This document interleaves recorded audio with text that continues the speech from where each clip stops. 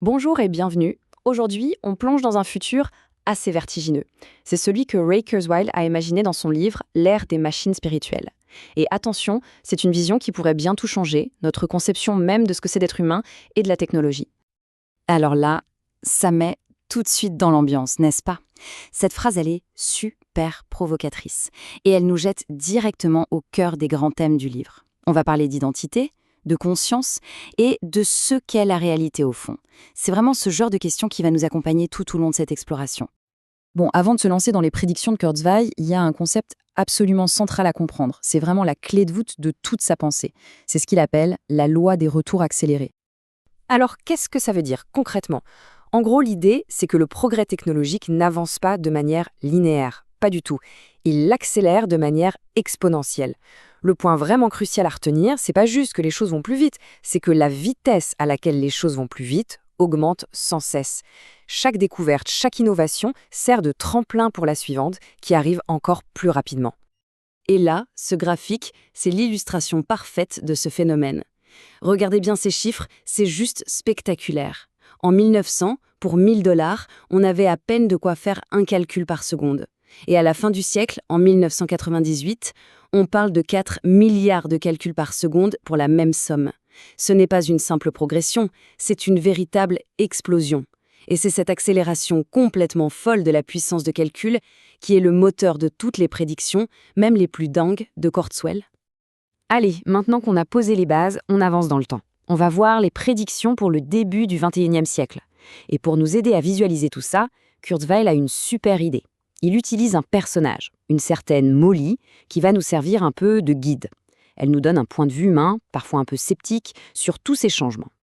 Alors, première grosse prédiction pour l'année 2009, Kurzweil imaginait que la plupart de nos transactions courantes, les trucs de tous les jours, se feraient entre un humain et une personnalité virtuelle. Pensez à des versions avancées de nos Siri ou Alexa d'aujourd'hui. L'idée, c'est qu'ils seraient déjà partout dans notre quotidien. Et c'est là que le témoignage de Molly devient super intéressant. Parce que la réalité, c'est toujours plus compliqué que la théorie.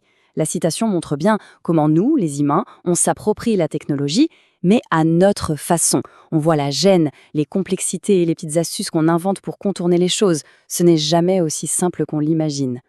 On avance de 10 ans. Prédiction pour 2019. Et là, la technologie fait un bond de géant. L'idée, c'est que le numérique et le monde réel commencent littéralement à se superposer.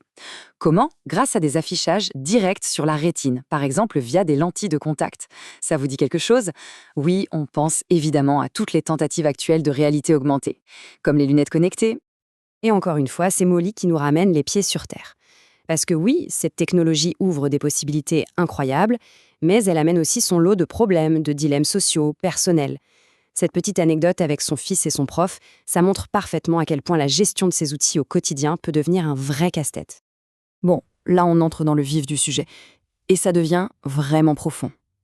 Kurzweil ne parle plus seulement d'utiliser la technologie comme un outil externe, non, il parle d'une fusion. Une fusion progressive et, selon lui, inévitable entre notre biologie et l'intelligence des machines. Et il imagine ce chemin en plusieurs étapes bien précises. Étape 1, notre bon vieux corps biologique. Étape 2, on commence à s'augmenter avec des appareils externes. Nos smartphones sont un exemple parfait. Étape 3, là ça se corse, des implants neuronaux qui nous connectent directement au cerveau. Et l'étape finale, l'aboutissement de tout ça, c'est la migration complète. L'esprit humain qui quitte le corps pour s'installer sur un support informatique, bien plus puissant, bien plus durable. Et là, évidemment, ça soulève la question fondamentale. À mesure que les machines deviennent plus intelligentes, plus intégrées à nous, est-ce qu'elles sont vraiment conscientes? C'est ce pivot entre la technologie pure et la philosophie qui est au cœur de tout le livre. Si une machine vous dit « je suis conscient », à quel moment est-ce qu'on la croit? Allez, on fait un bond énorme dans le futur, direction 2099. Imaginez un monde où les frontières qu'on connaît entre l'humain et la machine, entre la réalité virtuelle et la vraie réalité, sont devenues complètement floues, presque effacées. Ce que Kurzweil décrit pour 2089, honnêtement, c'est difficile à se représenter. Les corps physiques, c'est devenu une option, une sorte d'avatar temporaire projeté par des nuées de nanorobots. Manger, ce n'est plus nécessaire. L'identité devient fluide, on peut même fusionner son esprit avec celui d'un autre. La société est tellement différente que le recensement ne compte plus les personnes, mais la puissance de calcul. C'est Oui, c'est une redéfinition totale de ce que ça veut dire exister. Et on retrouve Molly, notre guide, qui nous parle depuis 2099. Son témoignage donne une perspective très intime à cette idée folle de fusion des consciences. Quand elle dit ça, est-ce que vous vous ennuyez de vous-même? Ça fait réfléchir. La solitude, l'ennui avec soi-même, ça devient un concept dépassé quand votre esprit fait partie d'un tout plus grand, d'une société de l'esprit.